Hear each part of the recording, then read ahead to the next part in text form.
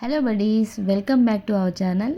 ఈరోజు స్పెషల్ వచ్చేసి వాంపూస అనేది ట్రై చేశాను. క్రంచీగా కరకరలాడుతూ టేస్ట్ అయితే చాలా బాగా వచ్చింది. మీరు కూడా ఒకసారి ట్రై చేసి చూడండి. కరివేపాకు రెమ్మలుగా అలా ఫ్రై చేసుకొని డెకరేట్ చేసుకుంటే కరివేపాకుతో పాటు వాంపూస తింటుంటే చాలా టేస్టీగా ఉంటుందండి. సో ఓకే, ఇప్పుడు ఎలా చేసుకోవాలో చూసేద్దామా. ముందుగా 1/2 kg శనగపిండి జల్లిడించుకొని పక్కన పెట్టుకున్నాను. నెక్స్ట్ వచ్చేసి 1 టేబుల్ స్పూన్ వాంపొడి, 5 టేబుల్ స్పూన్ బియ్యం పిండి తీసుకొని పక్కన పెట్టుకున్నాను.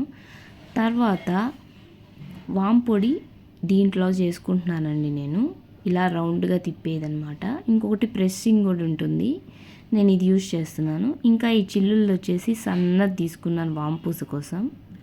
ఇప్పుడు శనగపిండి తీసుకున్నాను కదా, దాంట్లో వచ్చేసి బియ్యం పిండి వాంపొడి వేసేసుకొని వాటర్ కొంచెం వేసుకుంటూ కలుపుకుంటున్నాను.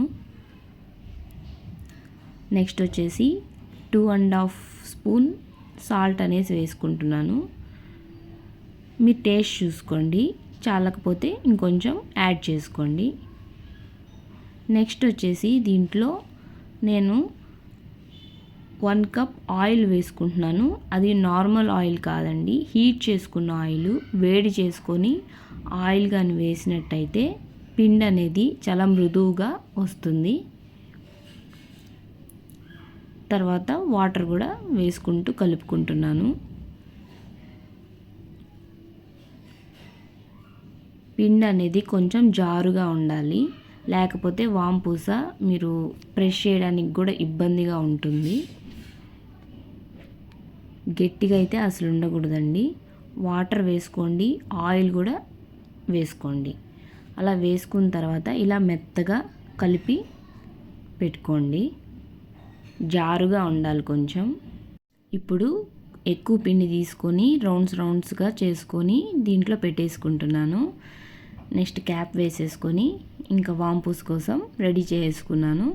నెక్స్ట్ కడాయి పెట్టుకొని ఆయిల్ వేసుకొని ఆయిల్ అనేది బాగా వేడెక్కాక ఇలా వాంపూస పిండేసుకున్నాను. చూశారు కదా, మనం ఎలా తిప్పితే అలా పడుతూ ఉంది.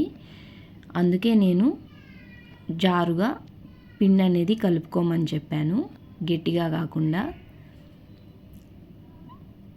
అప్పుడు ఇలా కడ్డీలాగా వస్తుందండి. చూశారు కదా, వాంపూస అనేది రెడీ అయిపోయింది. ప్లీజ్ సబ్స్క్రైబ్ చేసుకోండి.